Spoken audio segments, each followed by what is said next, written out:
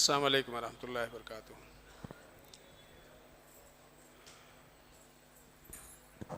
الحمد للہ وکفیٰ وسلام علی عبادہ الذین اصطفیٰ، اما بعد۔ فاعوذ باللہ من الشیطان الرجیم، بسم اللہ الرحمن الرحیم۔ وآتی ذی القربى حقہ والمسکین وابن السبیل ولا تبذر تبذیرا۔ رب اشرح لی صدری ویسر لی امری واحلل عقدۃ من لسانی یفقہوا قولی۔ قابل قدر سامعین و سامعات، اللہ تعالیٰ نے دنیا کا نظام کچھ اس طریقے پر بنایا ہے کہ ایک بچہ جب اس دنیا میں اپنی آنکھیں کھولتا ہے تو اپنے گرد و پیش میں کئی سارے لوگوں کو وہ پاتا ہے، ماں باپ کی شکل میں، بھائی بہنوں کی شکل میں، دادا دادی کی شکل میں، نانا نانی کی شکل میں۔ تو پیدا ہونے والا انسان یہ انہی لوگوں کے درمیان اپنی زندگی کی ابتدا کرتا ہے، جو اس کی پرواہ کرتے ہیں، محبت کرتے ہیں، دکھ سکھ میں دل بہلاتے ہیں۔ پھر یہی بچہ دھیرے دھیرے بڑا ہوتا ہے، جوانی کی دہلیز پر پہنچتا ہے، مزید ایک اور رشتہ اس کی زندگی سے جڑ جاتا ہے، سسرالی رشتہ۔ اس کے بعد پھر یہ بھی بال بچوں والا ہوتا ہے، پھر بچوں کے ذریعے سے، اولاد کے ذریعے سے پھر رشتے بڑھ جاتے ہیں۔ تو اس دنیا میں انسان رشتوں کے درمیان گھرا ہوا ہے۔ اس وجہ سے جیسے اللہ رب العالمین کے حقوق کی ادائیگی ہم پر لازم ہے، اسی طرح سے جن لوگوں کے درمیان ہم زندگی گزارتے ہیں، خاص طور سے وہ لوگ جن سے ہماری قرابت ہے، رشتہ داریاں ہیں، ان کے بھی ہمارے اوپر حقوق ہیں۔ جیسے اللہ کے حق کی ادائیگی لازم ہے، ضروری ہے، نماز کی شکل میں، روزے کی شکل میں، حج اور زکوٰۃ کی شکل میں اس کی ادائیگی ہم کرتے رہتے ہیں، اسی طرح سے اللہ کے بندوں کے بھی حقوق ہمارے اوپر ہیں، اس کی بھی ادائیگی ہونی چاہیے۔ اللہ فرماتے ہیں وَآتِ ذَی الْقُرْبَى حَقَّهُ، جو قرابت دار ہیں، رشتہ دار ہیں، جن سے تمہاری قربت ہے، ان کے حقوق کی ادائیگی کیا کرو۔ والمسکین، سماج میں، سوسائٹی میں مسکین لوگ ہوتے ہیں، ان کے حق کی ادائیگی کرو۔ اللہ کے رسول صلی اللہ علیہ وسلم مسکین کے بارے میں آپ نے بتایا کہ مسکین اس کو نہیں کہا جاتا ہے کہ جس کو لوگ لقمہ، دو لقمہ دے کر کے اپنے دروازے سے ہٹا دیں، بھگا دیں۔ یہ تو پیشے ور بھکاری ہے، بلکہ اصل مسکین وہ ہوتا ہے کہ جس کے پاس ضروریات زندگی کی تکمیل کے لیے وسائل محدود ہوں اور اس کے لیے کافی نہ ہوں، اور پھر وہ اپنی ضرورتوں کو لوگوں کو بتاتا نہ پھرے، اور حالات اپنے آپ کی وہ ایسے چھپائے کہ لوگ محسوس بھی نہ کر سکیں کہ ہمارے صدقات کا وہ مستحق ہے۔ تو مسکین یہ ہوتا ہے۔ تو جیسے قرابت داروں کے حقوق ہیں، ایسے ہی اللہ تعالیٰ نے سماج میں، سوسائٹی میں مسکینوں کے بھی حقوق رکھے ہیں۔ اسی لیے زکوٰۃ کے جو مصارف ہیں کہ کن کن مد میں زکوٰۃ کو ہم خرچ کریں، زکوٰۃ دیں، ان میں سے ایک کیا ہے؟ مسکین۔ اور تیسری چیز جو اس میں بیان کی گئی وابن السبیل، اور مسافروں کے حقوق کو ادا کرو۔ مسافر کا حق کیا ہے؟ اس کو بھی جوڑا گیا ہے زکوٰۃ کے مصارف میں۔ تو مسکین کا حق، مسافر کا حق کیا ہے؟ مسافر کا حق یہ ہے کہ اگر دوران سفر اس کے اخراجات ختم ہو جائیں یا کسی حادثے کا وہ شکار ہو جائے اور اس کو اپنی منزل پر پہنچنے کے لیے وسائل نہ اس کے پاس ہوں، تو زکوٰۃ کے رقم سے اس کی ادائیگی کی جا سکتی ہے، اس کی مدد کی جا سکتی ہے، ایک حق۔ دوسرا حق یہ ہے کہ راستے کی رہنمائی کر دینا اس کے لیے، یہ بھی اس کے حقوق میں سے ایک حق ہے۔ حسن بصری رحمۃ اللہ علیہ سے کسی نے پوچھا، سوال کیا کہ کیا میں اپنے قرابت داروں کے اوپر زکوٰۃ کا مال صرف کر سکتا ہوں، انہیں زکوٰۃ دے سکتا ہوں؟ تو حسن بصری رحمۃ اللہ علیہ نے کہا کہ ان لہم فی ذالک لحقا سوی الزکوٰۃ، کہا چونکہ وہ تمہارے رشتہ دار ہیں اس لیے زکوٰۃ کے علاوہ بھی تمہارے مال میں ان کا حق ہے۔ اگر وہ مسکین، فقراء ان کے ضمن میں آتے ہیں تب تو انہیں دینا ہی دینا ہے، لیکن اگر وہ اس ضمن میں اور اس مد میں نہیں آتے ہیں جس میں زکوٰۃ کا مصرف جو ہے اس میں نہیں بیٹھتے ہیں وہ، تو اس کے علاوہ بھی تمہارے مال میں سے ان کا حق ہے، اس لیے کہ وہ تمہارے رشتہ دار ہیں، قرابت دار ہیں۔ تو اللہ تعالیٰ نے حقوق متعین کیے ہیں قرابت داروں کے، رشتہ داروں کے۔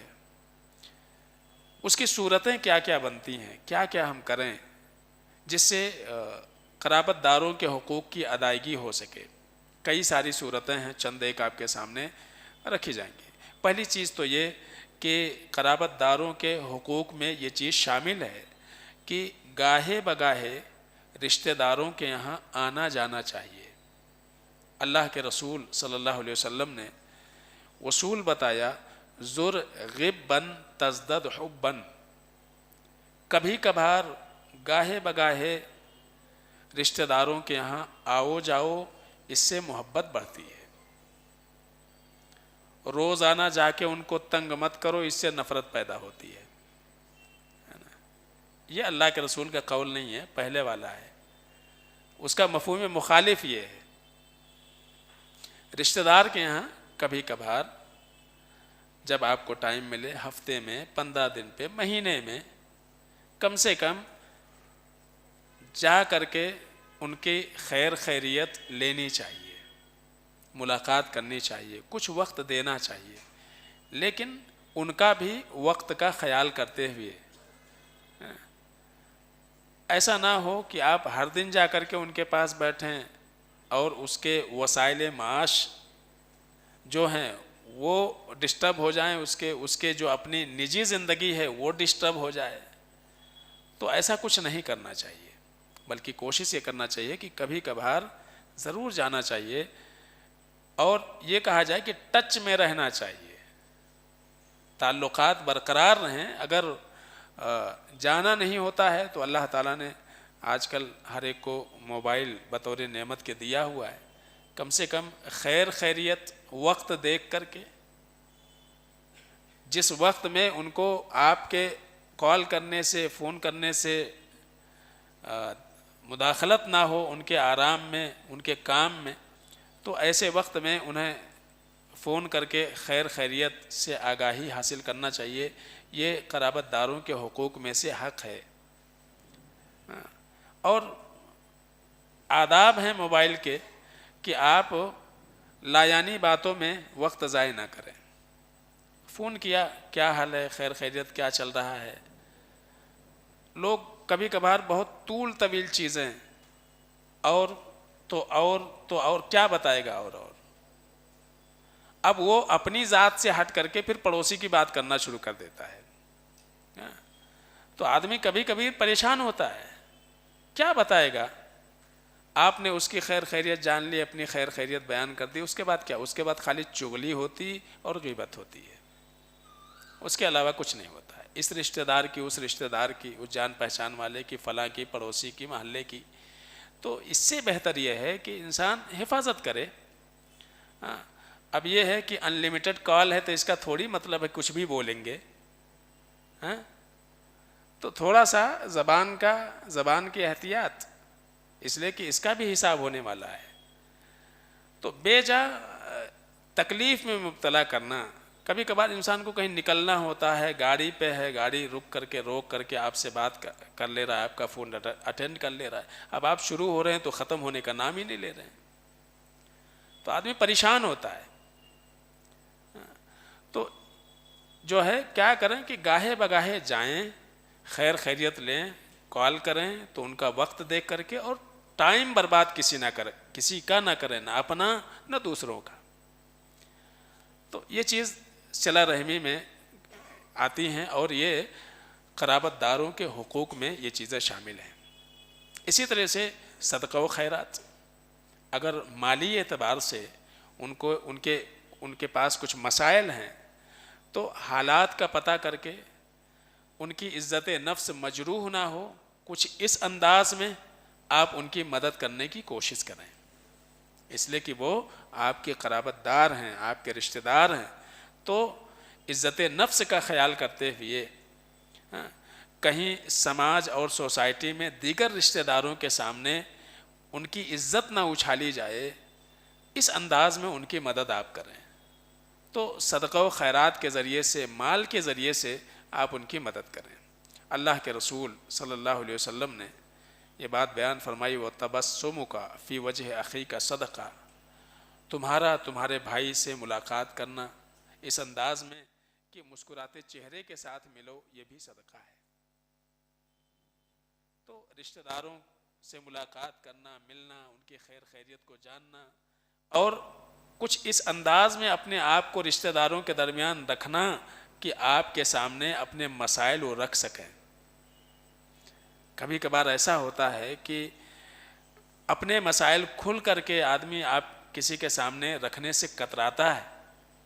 تو آپ اپنے آپ کو اپنے رشتہ داروں کے درمیان ایسا بنائیں کہ اپنے مسائل کے حل کے لیے وہ آپ سے بات کر سکیں، تبھی آپ جان سکیں گے کہ کیا چل رہا ہے ان کے پاس میں، اور اسی کے ذریعے سے آپ کو پتہ چل سکتا ہے کہ ان کو کب کیا کس چیز کی ضرورت ہے.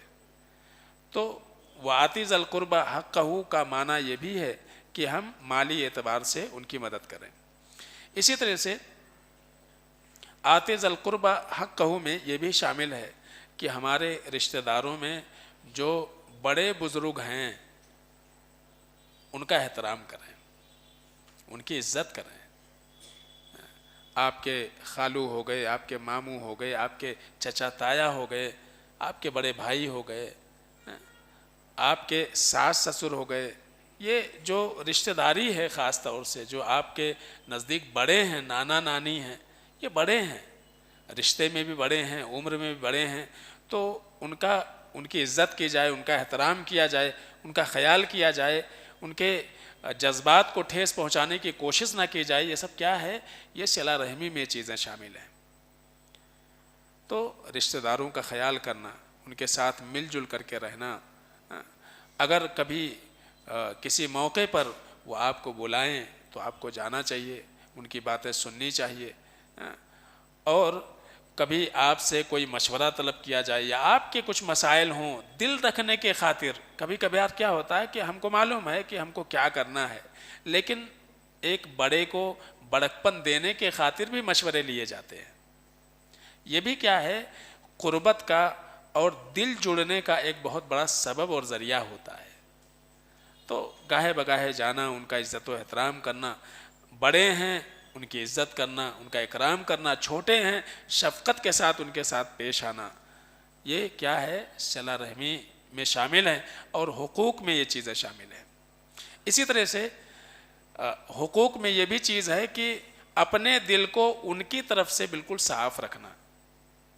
اس لیے کہ یہ بہت مشکل کام ہے، لیکن انسان کوشش کرے گا تو یہ ہو سکتا ہے. سارے رشتہ دار، ان کا مزاج ایک جیسا نہیں ہوتا، ان کا برتاؤ ایک جیسا نہیں ہوگا، ان کے بات کرنے کا انداز ایک جیسا نہیں ہوگا. کبھی کسی کی باتیں آپ کو بری لگیں گی، کسی کے مشورے برے لگیں گے، آپ کے نجی معاملات میں کسی کی دخل اندازی آپ کو بری لگیں گی. ایسا ہو سکتا ہے، یہ چیزیں ہوتی ہیں عمومی طور سے. ہاں، لیکن کبھی ایسا بھی ہوتا ہے، ہمارا مزاج ایسا بن چکا ہے کہ غیر دخل دے وہ برداشت کر لیتے ہیں، لیکن رشتہ دار اگر ان کی وجہ سے کوئی دخل اندازی ہوتی ہے تو ہم اس کو نہیں برداشت کرتے ہیں، حالانکہ یہ اس لائق زیادہ ہیں کہ یہ ہمارے قرابت دار ہیں، یہ رشتہ دار ہیں۔ کبھی کبھار درگزر کا معاملہ کرنا چاہیے۔ انسان اگر غلطی کرتا ہے، جہالت کرتا ہے، نادانی کرتا ہے آپ سے، اس کا مطلب یہ ہے کہ اگر اس کو واقعی پتہ ہوتا کہ رشتہ داری یہ نہیں ہے، ایسا نہیں کرنا چاہیے، یہ عمل غلط ہے، تو نہیں کرتا، نہیں معلوم ہے اسی وجہ سے کرتا ہے۔ تو ہم چاہیں تو بے ادبوں سے بھی ادب سیکھ سکتے ہیں۔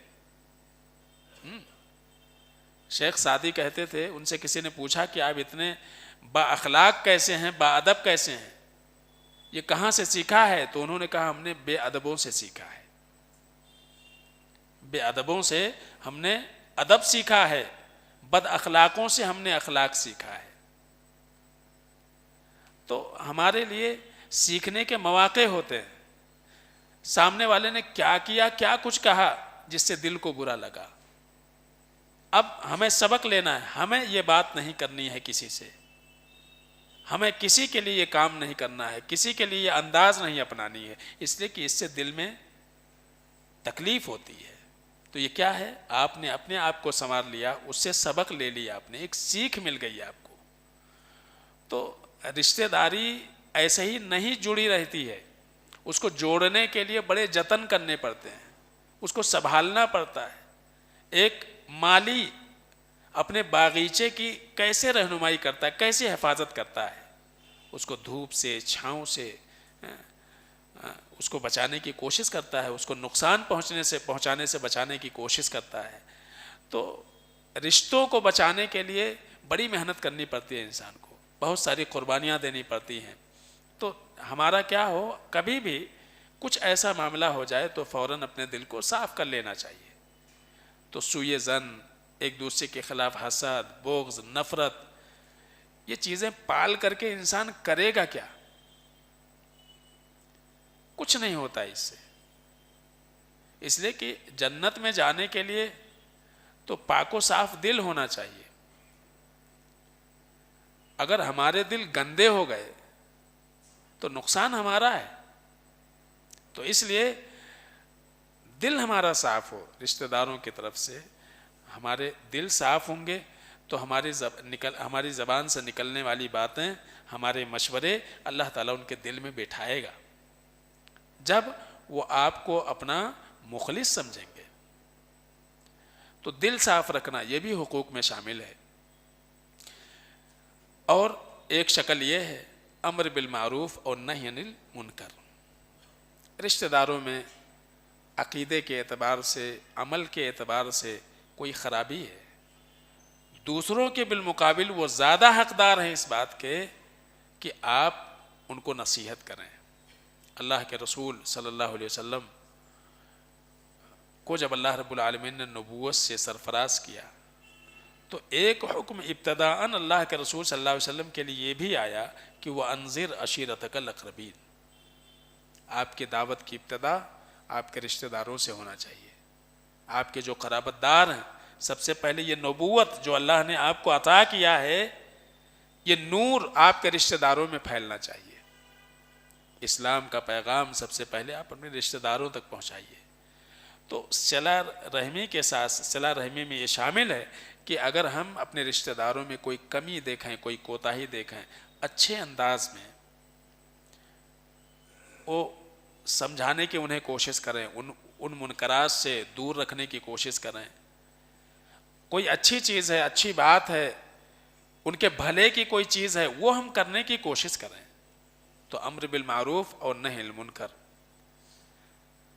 اور یہ بھی یاد رکھیں کہ سامنے والے سے آپ جیسی سوچ رکھتے ہیں رشتہ دار کے تئیں، قطعی امید نہ لگائیے کہ سامنے والا بھی آپ کے بارے میں وہی کچھ سوچتا ہوگا۔ اگر آپ کی سوچ ایسی بنی تب پھر رشتہ سنبھالنا آپ کے لیے مشکل ہو جائے گا، اس لیے کہ آپ اپنے جیسا اگر دوسروں کو سمجھنا شروع کر دیے کہ میں ان کے ساتھ اچھا کرتا ہوں، اچھا رہتا ہوں، ان کے یہاں آتا جاتا ہوں، ان کا خیال کرتا ہوں.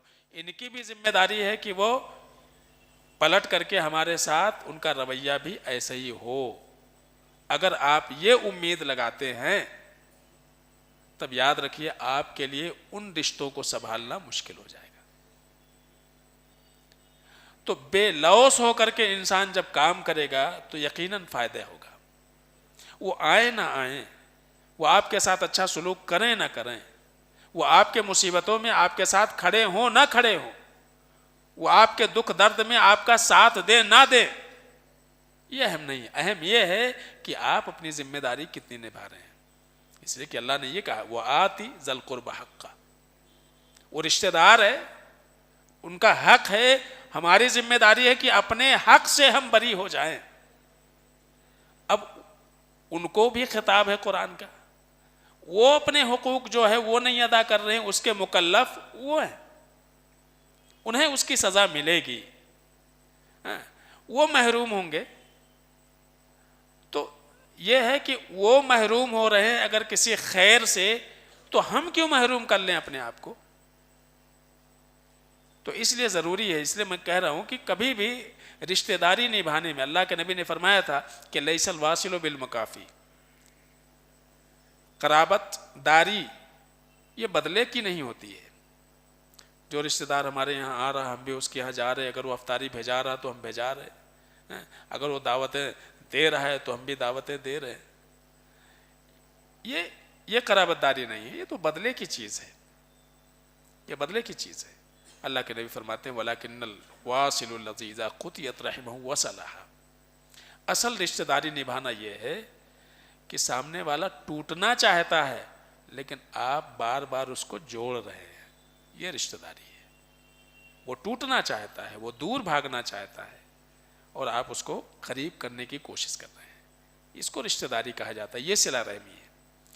اللہ کے رسول صلی اللہ علیہ وسلم نے ایک مرتبہ کہا تھا کہ ان آل ابی فلان، فلاں قبیلے والے لیسو باولیائی، ان سے میرا دلی تعلق نہیں ہے، دلی لگاؤ ان سے نہیں ہے. کیوں نہیں ہے؟ اس لیے کہ اللہ تعالیٰ نے قرآن عزیز میں جگہ جگہ کہا کہ تم اللہ کے دشمنوں کو اپنا ولی مت بناؤ، کافروں کو اپنا ولی مت بناؤ. ولی کا مطلب ہوتا ہے دلی لگاؤ. تو اللہ کے نبی صلی اللہ علیہ وسلم نے اپنے رشتہ داروں کے تعلق سے کہا کہ فلاں قبیلے والے لیسو باولیائی، میرا ان سے ربط دلی نہیں ہے. کیوں نہیں ہے؟ انما ولی اللہ و صالح المومنین، اس لیے کہ دلی قربت اگر کسی سے ہے تو اللہ سے ہے اور ایماندار نیک مومنوں کے ساتھ ہمارا ہے. لیکن اللہ کے نبی نے فرمایا وَلَكِنْ لَهُمْ رَحِمٌ أَبُلُّهَا بِبِلَالِهَا، لیکن ہمارا ان کے ساتھ قرابت ہے، رشتہ داری ہے، وہ ہمارے خاندان سے ہیں. تو ابواللہا بِبِلَالِهَا، قرابت داری ہونے کی وجہ سے، خاندان کے ہونے کی وجہ سے میں پوری طریقے سے اس رشتہ داری کو نبھانے کی کوشش کرتے رہوں گا. یہ اللہ کے نبی نے فرمایا. نہیں بن رہا ہے، عقیدے کے اعتبار سے، دین کے اعتبار سے وہ ہم سے دور ہے، منہج کے اعتبار سے ہم سے الگ ہے، جدا ہے، لیکن چونکہ ہمارے رشتہ دار ہیں اس لیے ان کے ساتھ صلہ رحمی کرنا، رشتہ داری نبھانا، ان کے حقوق کو ادا کرنا، یہ میں نہیں چھوڑنے والا. تو یہ وہ شکلیں ہیں کہ جو اللہ کو مطلوب ہے اپنے بندوں سے. وَآتِ ذَا الْقُرْبَ حَقَّهُ، قرابت داروں کو ان کا حق دو، والمسکین، مسکینوں کو دو، وابن السبیل، مسافروں کو ان کا حق دو، ولا تبذر تبذیرا، اور بیجا اسراف نہ کرو. اسراف، تبذیر، یہ دو چیزیں ہیں. اور اردو میں ہم ترجمہ کر کر کے کیا کر لیں گے؟ فضول خرچی. اس لیے عربی زبان جو ہے نا یہ بڑی پیاری زبان ہے، اس کا صحیح ترجمہ کسی بھی زبان میں ممکن ہی نہیں ہے. اسراف کا بھی اگر آپ ترجمہ دیکھیں گے تو وہی ملے گا آپ کو، فضول خرچی. تبذیر کا بھی فضول خرچی ملے گا. تو حقوق کے جسٹ بعد اللہ فرماتے ہیں وَلَا تُبَذِّرْ تَبْذِيرًا. کیا معنی اس کا ہو گیا؟ اس کا معنی یہ بنا کہ حضرت علی رضی اللہ تعالیٰ عنہ نے غالباً یہ کہا تھا کہ آپ اپنا سارا مال رشتہ داروں میں صرف کر دو، یہ بہتر ہے بنسبت اس کے کہ ایک مٹھی غلہ آپ جو ہے ایسے ہی صرف کر دو، وہ بہتر ہے.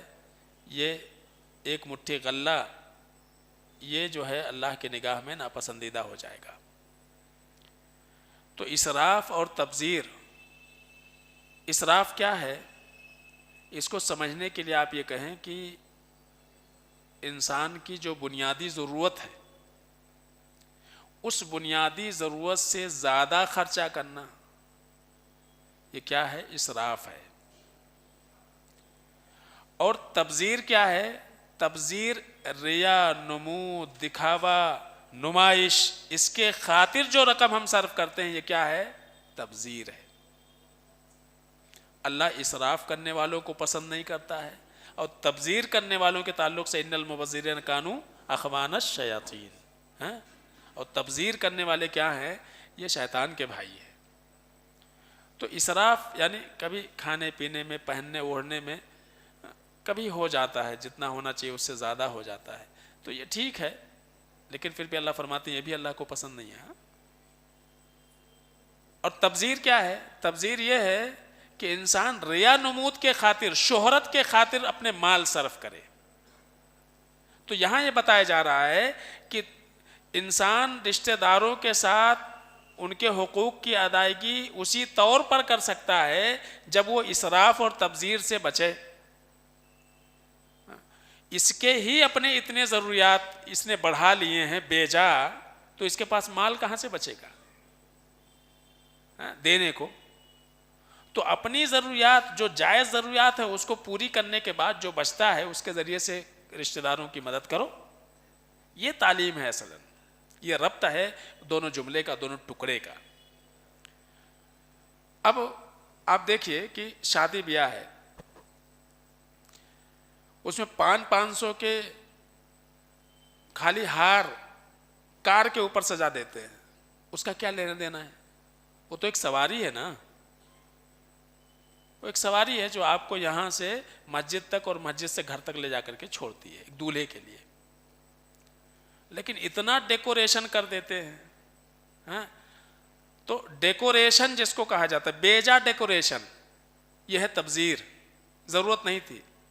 اب چاہے مائیں بہنیں اپنا ڈیکوریشن کریں یا گھر کا ڈیکوریشن کریں، دونوں کیا ہے؟ یہ تبذیر ہے.